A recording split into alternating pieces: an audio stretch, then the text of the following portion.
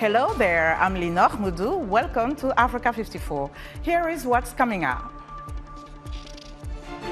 South African President Cyril Ramaphosa unveils a new cabinet, appointing an ex-opposition leader after elections stripped his party of its majority. Female suicide bombers kill at least 18 in coordinated attacks in Nigeria's northeastern Borno State. Scores are wounded. And U.S. presidential election candidates Democrat Joe Biden and Republican Donald Trump hit the campaign trail after a contentious debate. All this and much more coming up on today's Africa 54.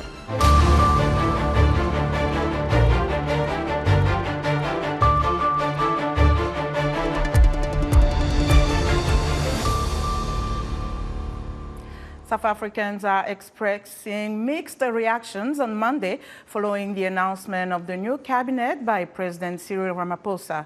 The new cabinet includes former opposition leader John Steenhuisen of the Democratic Alliance as the Minister of Agriculture.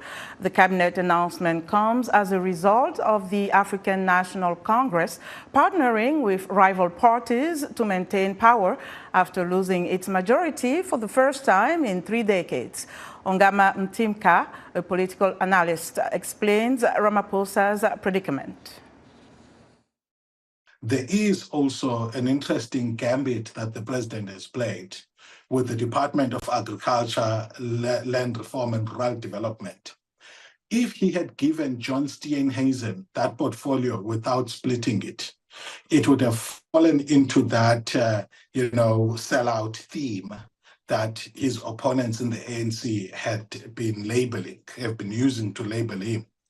However, he's now craftily separated land reform and rural development from agriculture, and in fact gave land reform to the PAC, a historic campaigner for land rights for Black people.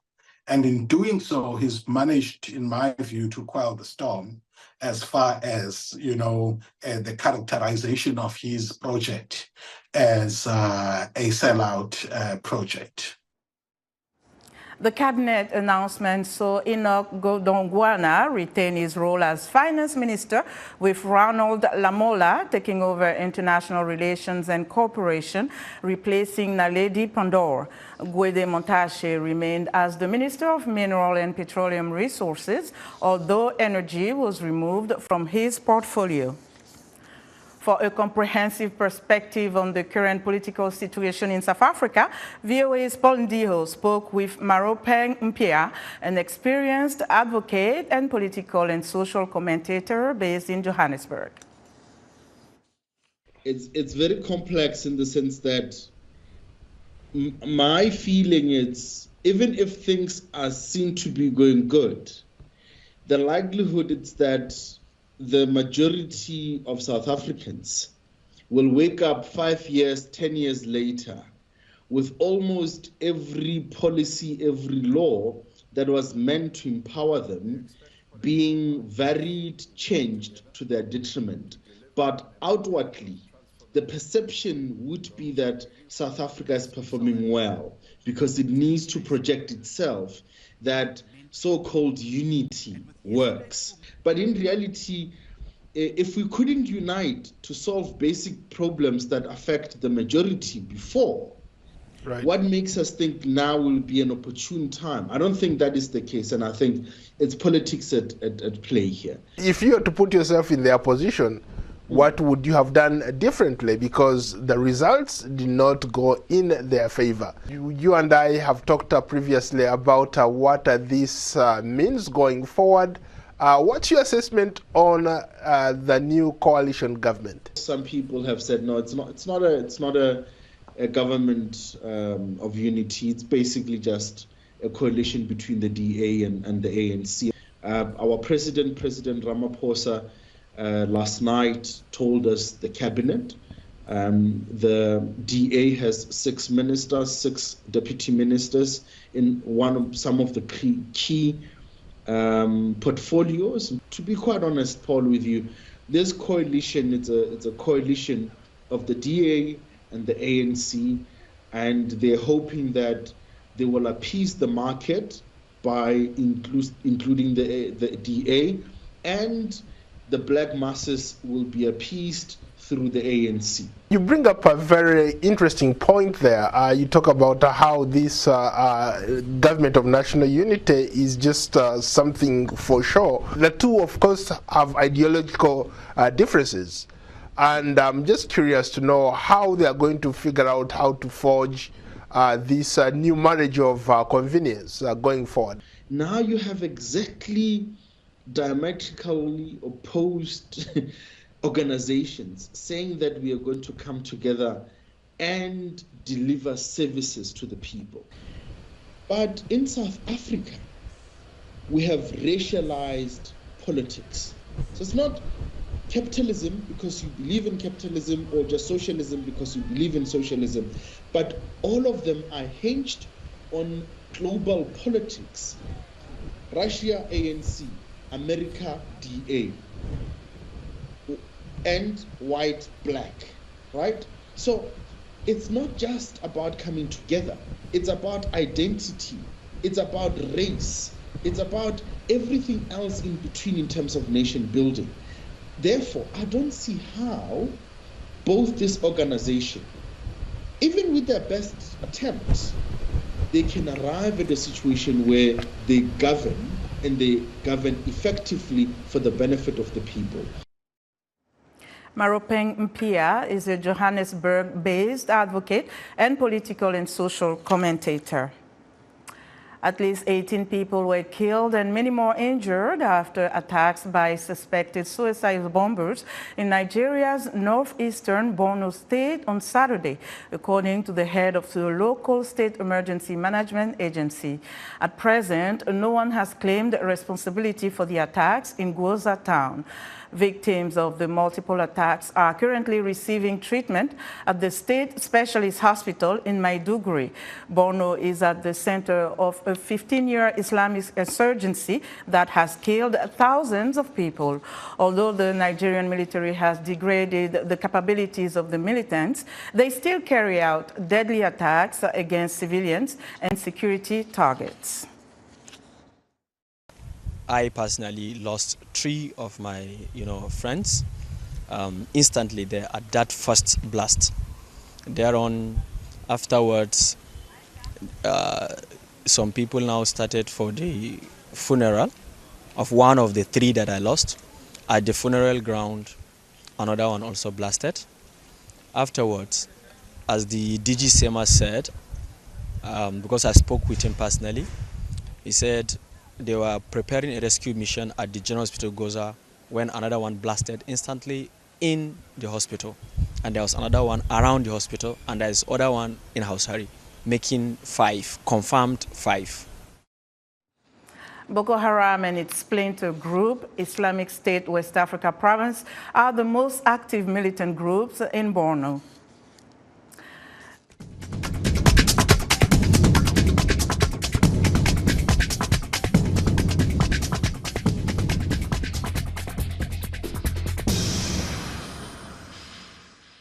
Now to Ouagadougou, the capital of Burkina Faso, where an Italian expatriate runs a rather unique business.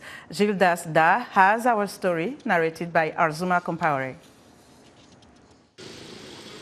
When Boy Tarcisio came to Burkina Faso from Italy in 2014, he had plans to start a business renting trucks. When that failed, Tarcisio drew on his childhood experience eating and preparing grilled pork with his family in Italy and pivoted to selling the specialty in Burkina Faso. We tried it and it worked. It caught on and I continued. Tarcisio settled down permanently in Burkina Faso. He says he felt welcome here. I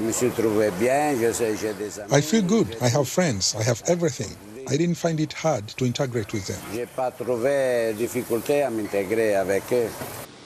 After moving to Ouagadougou, he married a Burkinabe woman and had children. Now, in his 50s, Tarcisio currently has 3 Burkinabe employees whom he has trained in the job. Often, when there are difficulties, he's always there. This job allows me to feed my family. He's Italian, but now we say he's Burkinabe. He's no longer Italian.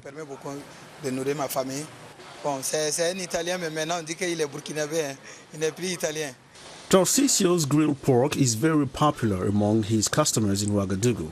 Prosper Sanon has been enjoying Tarcisio's cooking for years. As a little story, I can tell you something quite special. My wife had never eaten pork, but when she saw how it was cooked, she tried it, and she has been eating it ever since. Tarcisio's business has been impacted by the ongoing war in the Sahel region nations of Burkina Faso, Mali, and Niger, which killed an estimated 12,000 people in 2023. But Tarcisio says he has no plans to return to Italy. No, I want to stay here, and I truly wish the Burkinabe people luck so that this war ends quickly. Boy Tarcisio says he will keep doing what he loves and hopes for the war's end so that the economy and his business can grow and thrive. For Gildas Dar in Ouagadougou, Burkina Faso, this is Orzuma Kampaure.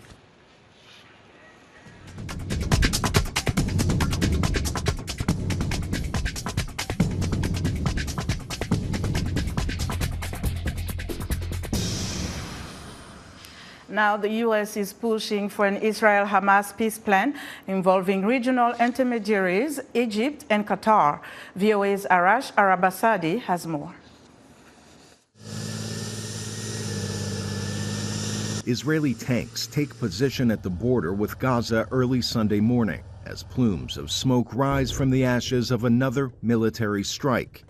Just one day earlier, in the central Gaza Strip, Israeli airstrikes killed at least 3 Palestinians, according to the Hamas-run Gaza Health Ministry. An Associated Press reporter on site confirmed seeing 3 dead bodies. That puts the ministry's official death toll north of 37,800 Palestinians since Israel launched its all-out offensive following the October 7 attacks. It was then that Hamas and its allies stormed into Israel, killing 1,200 mostly civilians and kidnapping some 250 others. Israel since vowed the eradication of Hamas at all costs and the return of hostages taken that day. At a cabinet meeting Sunday, Israeli Prime Minister Benjamin Netanyahu explained what he called the sacred task of freeing hostages, as well as delays to a peace deal. Everyone knows the simple truth. Hamas is the only obstacle to the release of our hostages. With the combination of political pressure and military pressure, above all military pressure, we will return them all 120 of our hostages, the living and the dead. But for many Israelis, that's simply not enough, as thousands again gathered in Tel Aviv demanding elections to remove Netanyahu amid calls for greater action to return hostages taken on October 7th. The United States, along with regional partners, has been working to broker a peace deal between Israel and Hamas. But it seems both sides remain entrenched, as Hamas demands a total ceasefire and Israel's complete withdrawal from Gaza, while Israel agrees only to temporary pauses until Hamas is no more.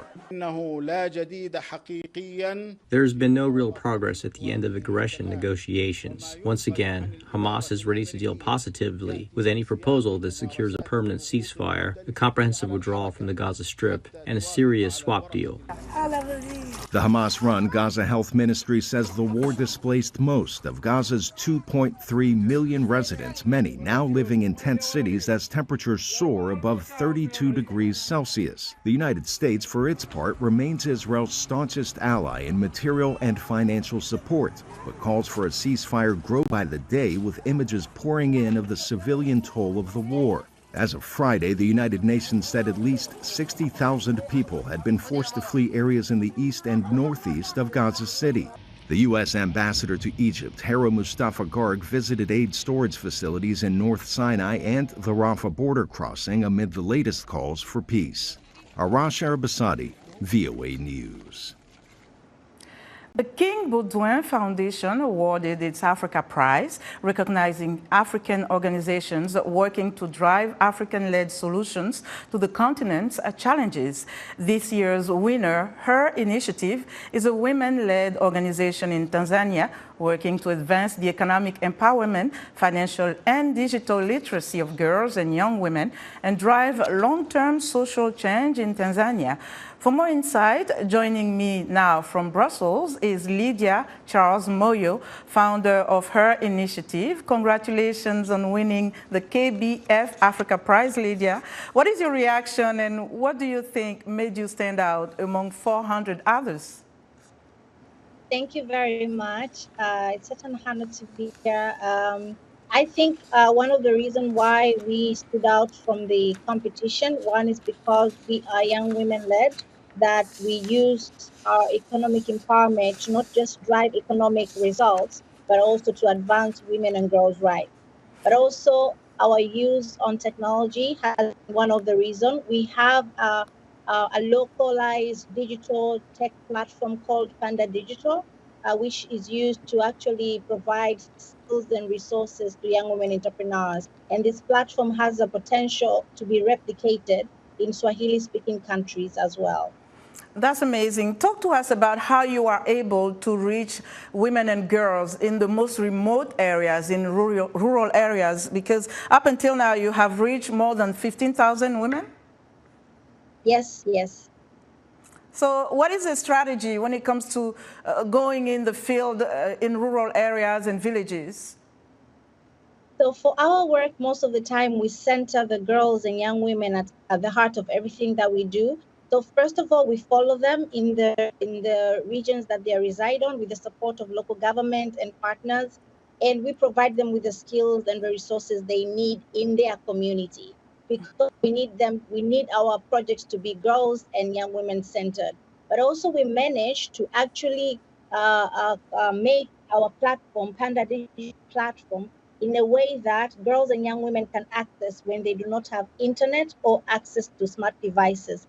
And by that, we mean we have developed artificial intelligence powered SMS called Panda Digital, where young women can access the same services, but they can use it using a feature phone without access to internet, which has been very, very effective because even in our platform, the most users for our platform are rural girls compared to urban girls. So let me ask you this. Why is it important for you to do what you do? And how do you plan to use the prize to expand your reach? So with our work, first of all, the result that we want to see is we want to see young women and girls having choices. We have seen in the continent how much and how many times women and girls do not have choices because they're vulnerable or because they're dependent. So we believe when they are financially independent, they have a choice to what they want to do with their life and not. But also we want to see them realize the full potential and fulfill their dreams. We have seen... Okay, Lydia, we have to leave it there. Again, congratulations. Thank you so much for joining us today. Thank you very much. Lydia Charles Moyo is the founder of Her Initiative. Still to come, U.S. presidential candidates Joe Biden and Donald Trump hit the campaign trail.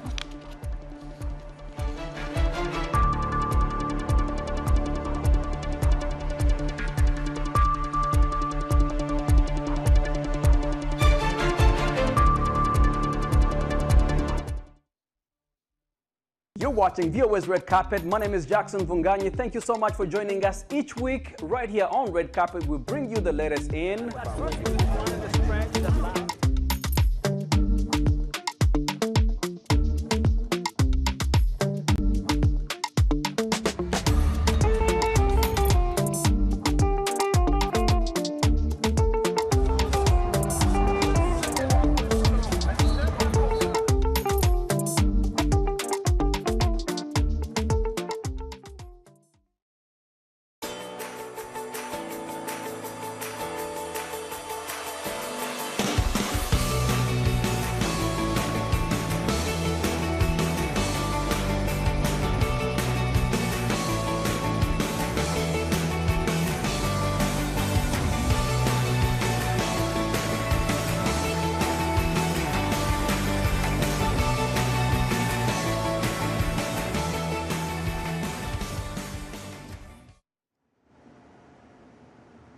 In other news, French voters are facing a decisive choice on July 7th in the runoff of parliamentary elections that could see the country's first far-right government since the World War II, or no majority emerging at all.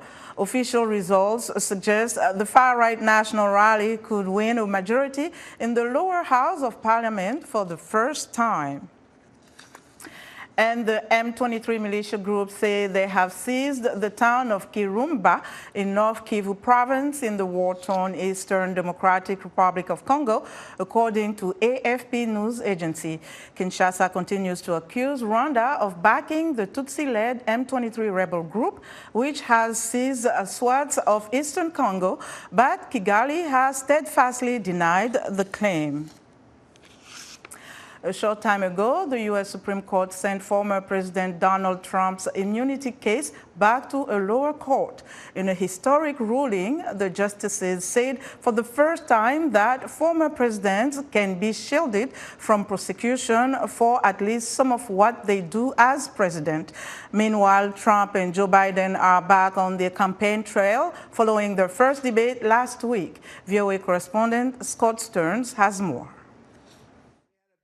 Donald Trump and Joe Biden were back on the campaign trail after last week's first debate, with Biden looking to reassure supporters that he's ready for a second term, following an at times halting debate performance.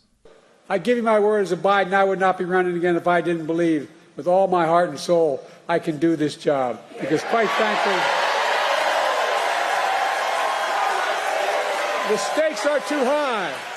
Biden fundraising over the weekend was another chance for his campaign to push back against concern among some in the Democratic Party that his debate stumbles mean they should be looking for a new candidate. If there were a new, vigorous, younger Democratic nominee, I think people would take that opportunity in a minute to keep Trump out.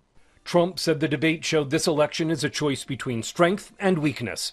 The question every voter should be asking themselves today is not whether Joe Biden can survive a 90-minute debate performance, but whether America can survive 4 more years of crooked Joe Biden in the White House. Trump told a post-debate rally that he believes Biden will stay in the race. Many people are saying that after last night's performance that Joe Biden is leaving the race. But the fact is, I don't really believe that because he does better in polls than any of the Democrats they're talking about.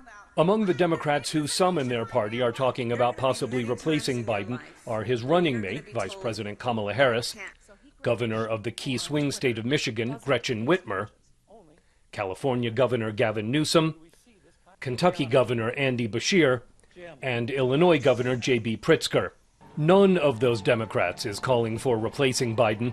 Switching candidates before their party's August convention would require Biden dropping out. They would have to go to the White House and try to convince him, and he will be tough to convince. And they'll also have to try to convince Joe Biden, and that may be even tougher. The First Lady told a post-debate rally that her husband showed he's America's best choice. What you saw last night on the debate stage was Joe Biden, a president with integrity and character, who told the truth. And Donald Trump told lie after lie after lie. Early post-debate polling by CBS News shows most Democrats believe Biden should still be their nominee. It's the political parties' conventions that will have greater impacts with voters than debates, says Marquette University political science professor Julia Azari.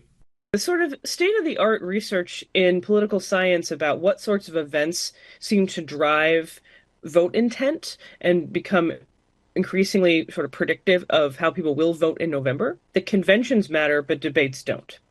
The Biden campaign held a post-debate conference call with Democratic National Committee members about the coming convention. Some committee members on the call told the Associated Press that it was an overly rosy assessment of Biden's path to re-election and largely ignored criticism of his debate performance. Scott Stearns, VOA News.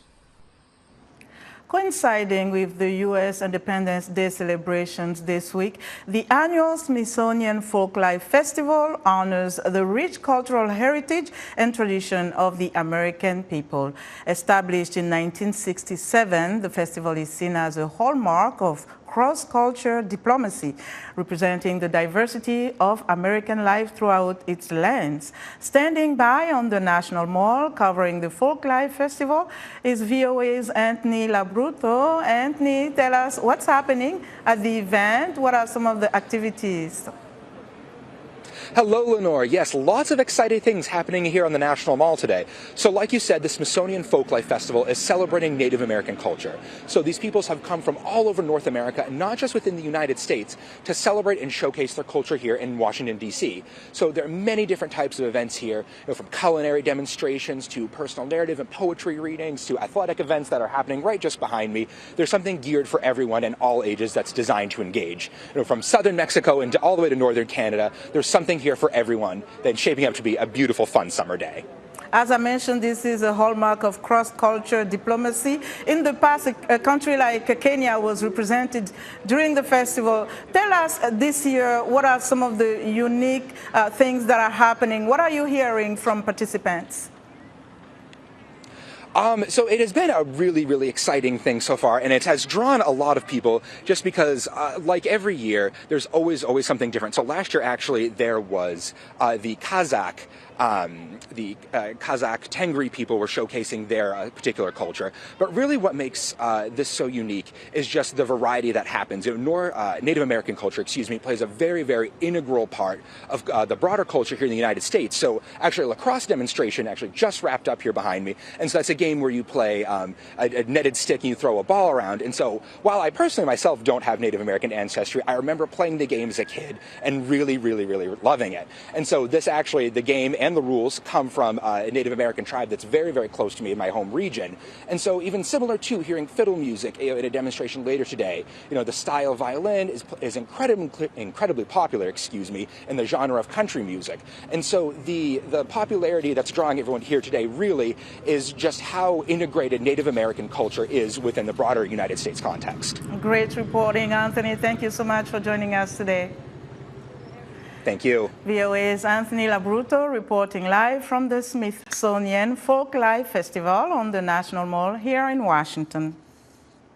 And that's our show for today. Be sure to watch Africa 54 on our website at voaafrica.com. From all of us here in Washington, thanks for watching and good night.